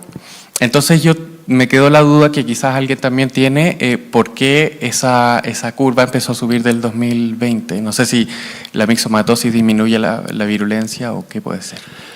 Sí, lo que pasa es que cuando llega un virus a un sistema generalmente llega de forma muy violenta, provocando altísimas mortalidades, que es lo que ocurrió a partir del año 2016, a partir del año 2016. Pero después, en el caso específico de la mixomatosis, muchos conejos generan resistencia. Y esa resistencia me da la impresión de que se hereda. Entonces, posiblemente a partir del año 2020, aun cuando yo tengo conocimiento de que todavía están dando brotes, los brotes son muchísimo menores, probablemente hay una población importante que ya es resistente al virus. Y como todos los virus, probablemente debe funcionar de forma cíclica. Cuando las poblaciones son muy numerosas y están estresadas por alguna razón, por ejemplo, falta de recursos, los virus operan ahí y bajan las poblaciones. Entonces, en el caso de la mixomatosis, probablemente estamos en este momento en un ciclo de baja, pero nadie dice que no vaya a haber una alta posteriormente. Eduardo, yo te quería preguntar si tienen como algún... ¿cómo se podría decir?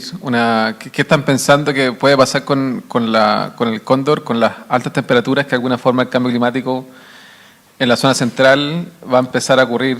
Bueno, ya está empezando a ocurrir, pero para este verano, por ejemplo, se está pronosticando sobre 40 grados, por ejemplo. Sí, probablemente el impacto tenga que ver con modificaciones en la vegetación. Las zonas de vegas en alta cordillera son fundamentales para el sostén de la ganadería. Hoy día los ganaderos, los arrieros están muy complicados por muchas razones, entre otras están complicados por los pumas. Los pumas han aumentado muchísimo y tienen muchas pérdidas por pumas, principalmente los que manejan caballares. Pero probablemente los pisos altitudinales van a cambiar. No tengo bien claro para dónde, pero ya se quejan de que no hay pasto para los animales. Y el hecho de que no haya pasto para los animales es un elemento más que está presionando para que disminuya la ganadería extensiva. La buena noticia es que el guanaco es capaz de comer casi cualquier cosa. Entonces, probablemente todas esas zonas que van a estar siendo excluidas para ganadería, los guanacos probablemente puedan entrar en la medida que nosotros los dejemos, en la medida que tengan áreas de invernada en el lado chileno. El problema del guanaco hoy día es que en el lado argentino tienen áreas de veranada e invernada en la precordillera argentina, porque la precordillera argentina a esta altura está despoblada en gran parte, pero tú pasas al lado chileno y en el lado chileno la parte baja está toda ocupada y donde hay personas hay perros, etcétera, etcétera. Entonces el gran problema para el reasentamiento del guanaco, y me explayo un poco con el guanaco porque todo esto está vinculado. Claro. El gran problema hoy día en la zona central para el retorno del guanaco son las zonas de invernada. El mismo Cajón del Maipo, ustedes tienen las zonas fronterizas, Fundo Cruz de Piedra, Cajón del Río El Yeso, en donde ya tenemos más o menos establecidas poblaciones de guanaco, pero eso se ha dado en los últimos años de sequía, pero cuando vengan las nevaciones fuertes, si es que vienen, van a tener que bajar esos guanacos y se van a encontrar con empresas mineras, con turistas, con perros, con gente. Entonces el guanaco hoy día está complicado el retorno. Entonces, bueno, para responder directamente, yo creo que el tema viene por una desertificación generalizada del sistema, una baja en la densidad de ganado y por lo mismo falta de alimento. Vamos a tener que hacer una charla sobre la realización del guanaco en la zona central. Es muy importante, nos debe. Bueno, antes de pasar el micrófono al público, preguntarte a ti, Frank, también que están liderando como Filantropía Cortés Solari varios proyectos también con los flamencos. Un poco también, ¿cómo es tu visión? ¿Hacia dónde le gustaría seguir apostando por el tema del cóndor andino? ¿Para dónde va un poco? A ver, la visión yo creo que también es una visión integral. Entonces, cuando hablamos de conservación y cuando tenemos territorios y cuando nos tenemos que hacer cargo de esos territorios responsablemente, una de las maneras obviamente es identificar los amenazas y los objetos de conservación. Desde ahí aparece como lo que yo te decía, como la ciencia que se aplica en el territorio Eso nos da cierto, lo que vimos hoy día, que es impactante ver, realmente uno queda impactado de que cómo podemos llegar a entender tantas cosas con la ciencia. Desde ahí nos vinculamos con la educación y también nos vamos vinculando con las comunidades. Entonces, creo que esto tiene que ver con el cambio climático, tiene que ver con un cambio de conciencia, tiene que ver con la conservación de los territorios marinos y terrestres, tiene que ver con que necesitamos educar, pero para mí la educación tiene que ver más con la sabiduría. Una cosa es la educación y la otra cosa es la sabiduría. Yo apelo a la sabiduría más que a la educación, ¿no? Y creo que la sabiduría se va adquiriendo en la medida que tú seas un buen observador de la vida, de la naturaleza, y por eso también estos 3 parques que nosotros tenemos, que en realidad son un tremendo proyecto, que es un proyecto que en realidad es un privilegio tenerlo en Chile. Y a veces no nos damos cuenta que en nuestro propio país tenemos más cosas que en otros países y que a lo mejor vamos más avanzados que en otros países también, por ejemplo, en el tema del plástico, ¿ya? Es decir, igual también quiero destacar eso, destacar de que pensamos que a lo mejor nosotros no estamos, pero sí, yo te digo que Chile está en la vanguardia y eso, bueno, todo lo que nos impulsa es seguir pensando en que vamos a poder detener la temperatura, porque ese es el riesgo final que tenemos todos, es el aumento de la temperatura y con eso la extinción de muchas especies de la humanidad, de la Tierra, y con eso los humanos también, si nosotros somos naturaleza, somos una especie más. Eso, gracias. Bueno, queríamos dar el espacio ahora a preguntas de público. ¿Alguien quiere preguntarle a nuestros 4 expositores algo? Los alumnos. Ahí. Dale tú, dale. Bárbara, quería hacer una pregunta. Si bien, por ejemplo, usted mostró de que había diferencias de la distribución de los cóndores en la invernada y en la veranada por la población de ganado, ¿eso también podría estar atribuido como a las corrientes de aire? Es que en invierno no se las masas de aire caliente disminuyen o aumentan. Y eso sí que también habla con el aumento de las temperaturas en verano, con el cambio climático que se viene también más. Sí, muy interesante y complicada la pregunta. Efectivamente, los patrones horarios de vuelo de los cóndores son distintos en la invernada y la veranada. En la veranada tenemos días más largos, tenemos más viento. En la invernada tenemos días más cortos, mucho menos viento, condiciones meteorológicas que son mucho menos favorables para el vuelo. Entonces, claro, probablemente si tú aumentas la temperatura, como por ejemplo ocurre en la zona norte chico, que ya a media mañana empieza a correr viento y son vientos bien fuertes, y ahí se produce una diferencia entre las temperaturas del aire, entre el valle y la cordillera, que va generando viento. Probablemente sean más favorables para el vuelo, pero no creo que eso en particular sea un factor determinante como para preocuparse o que uno pueda pensar que va a tener implicancias para los cóndores o que tenga implicancias para los cóndores. De hecho, en verano se mueven muchísimo más los cóndores y entre otras cosas es porque el día es más largo y hay mejores condiciones para volar que en invierno. En invierno tienden a estar más retraídos, moverse menos. Y como vimos, las visitas a Argentina son casi todas en verano y los ámbitos de hogar también de verano son más grandes que los de invierno. Sí, y Martín, si tú me permites solamente destacar en este proyecto la colaboración que ha habido entre distintas organizaciones. Francisca, que se ha portado siempre un 7 con todo su equipo, pero es difícil a veces encontrar ejemplos de proyectos que se aboquen, en este caso, por ejemplo, a una especie en particular, que logren conjugar los esfuerzos de diferentes organizaciones, personas. Acá tenemos a Filantropía Cortés Solari con la Fundación Meri, la Unión de Ornitólogos, Rewilding, el Zoológico Nacional, que es donde se reciben los animales muchas veces, el Centro de Rehabilitación UFA, que colabora Rincón, el Centro de Rehabilitación de Talagante, la CONAF poniendo a disposición nuestro sus parques, el SAG, que hace todo el trabajo de traslado de los cóndores desde los rincones más remotos de Chile al centro de rehabilitación. Entonces, yo diría que una de las grandes satisfacciones que tenemos de este proyecto es poder sumar tantos esfuerzos y voluntades en torno a esta especie que como ustedes mismos dijeron, es un emblema, y bajo las alas del cóndor hay muchas cosas, y por lo tanto, como decía Cayetano, las liberaciones son impresionantes, son un evento que hay que aprovechar porque nadie las olvida, que marcan absolutamente a toda la gente, y la labor educativa que tiene el trabajo de rehabilitación es estratégico, fundamental, y el cóndor corre con ventaja por muchas razones. Súper. ¿Alguna otra pregunta? Aquí en primera fila.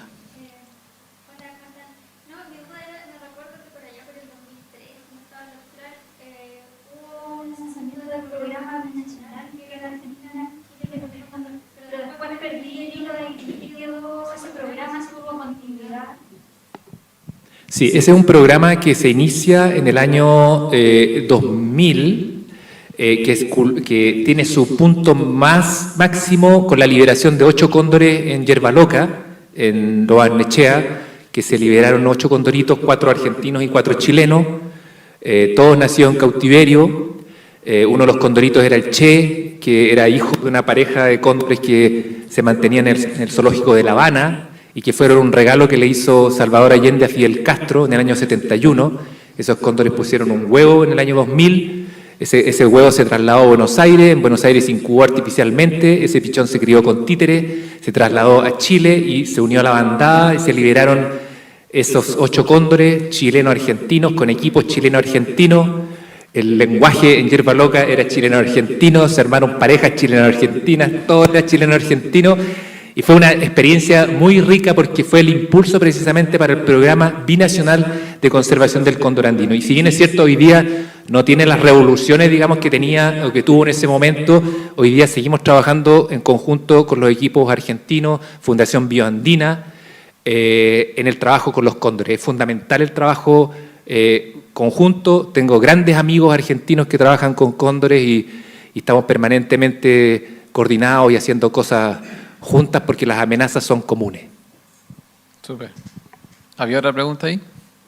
No, yo quería consultar, porque ustedes deben saber que después de 13 años de tramitación, ¿no es cierto?, salió publicada en el diario oficial, el 6 de septiembre, la ley que crea el servicio de biodiversidad y áreas protegidas, que tiene 43 páginas. Yo creo que esto va a ayudar, se supone, a ayudar en este sistema, la creación de este nuevo servicio. Por otra parte, excelente, Eduardo, la presentación, y quería hacer una pregunta, porque conozco cuál es la población estimada de cóndores, y lo otro, cuando ustedes están monitoreando, creen que algo está pasando, ¿cómo se realiza la recaptura del ejemplar? Sí, bueno, como dice usted, yo creo que el SBAP va a ser un aporte importante, pero es un desafío importante. Hay que aprovechar la experiencia del SAG, hay que aprovechar la experiencia de CONAF, porque ahí hay gente muy valiosa que sabe mucho. Administrar un parque es complejo, no es trabajo de veterinario ni de biólogo, es un trabajo de un técnico agrícola, de un agrónomo, de un viejo que sabe de administración de campo. Tiene mucho más de administración de un fondo que de otra cosa. Entonces, ahí va a ser bien importante cuáles van a ser los criterios que van a imperar en este nuevo servicio, porque como decía yo, hay mucho que hacer fuera de las áreas silvestres protegidas y eso no hay que descuidarlo. La población de cóndores no se conoce. Sin lugar a duda, el grueso está en Chile y en Argentina.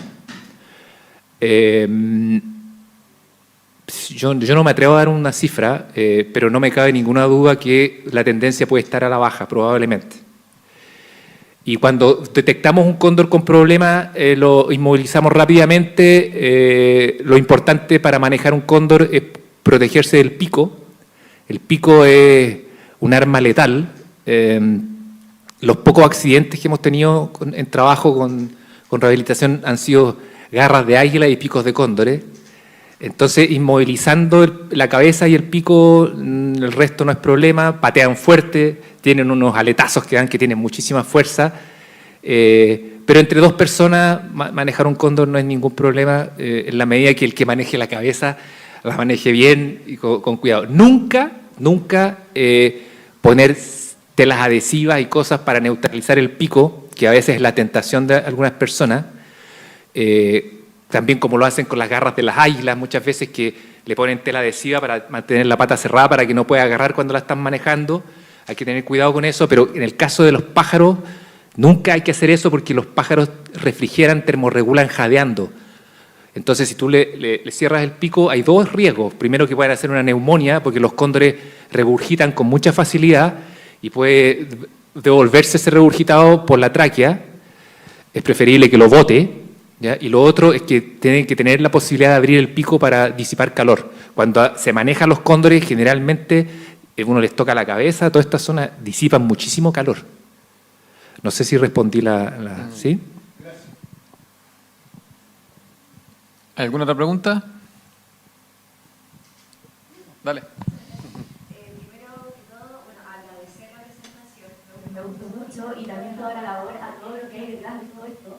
Creo que es muy importante que la gente vaya aprendiendo a poco la importancia del Fondo Chile, y la importancia para el ecosistema. Mi pregunta va relacionada directamente con la presentación. Viendo el mapa geográfico, me percaté que C-37 es el único cóndor que no atraviesa la zona argentina. ¿Hay una razón detrás de esto o también va relacionada con el uso de venenos por parte de la ganadería argentina? Sí, como yo dije, tiende a haber un patrón, pero hay excepciones. Y C-37 es la excepción. C-37 desde que lo liberamos se movió poco, pero se movía, lo cual nos tranquilizaba, y su rango de desplazamiento es mucho menor. Es un cóndor que siempre fue más tímido que el amigo C-36. El C-36 era ese nació en Talagante y es talagantino, así que es cosa seria. Y C-37 es un cóndor que recibimos muy jovencito de la zona de los Andes, que fue encontrado probablemente intoxicado, y que siempre se mostró mucho más retraído, tenía una personalidad más retraída, y como tú bien dices, sus rangos de movimiento son mucho menores, pero se mueve bien, menos pero bien. Es la excepción hace la regla. Súper. Estamos casi con tiempo. ¿Queda una pregunta más? ¿No? Bueno, agradecer la instancia. También agradecer que hayan invitado a estar aquí. Y como decía Eduardo, y decía también la Fran, y se los digo yo, si es atento a las comunicaciones de Filantropía Cortés Solari, a las de Eduardo, porque si pueden participar de una liberación, háganlo, porque es realmente, como dijo Eduardo, algo que no se olvida. Así que muchas gracias y nos vemos pronto. Agradecemos a Francisca Cortés Solari, presidenta ejecutiva de Filantropía Cortés Solari y Fundación Meri, a Cayetano Espinosa, secretario académico de la Escuela de Medicina Veterinaria de la Universidad Andrés Bello, a Eduardo Páez, director de la Unión de Ornitólogos de Chile, a Carolina Sánchez, encargada del Centro de Rehabilitación UFAS, y Martín del Río de Ladera Sur. Que tengan muy buen día y será en una próxima oportunidad. Hasta luego. Una foto. Sí, se tiene una foto oficial.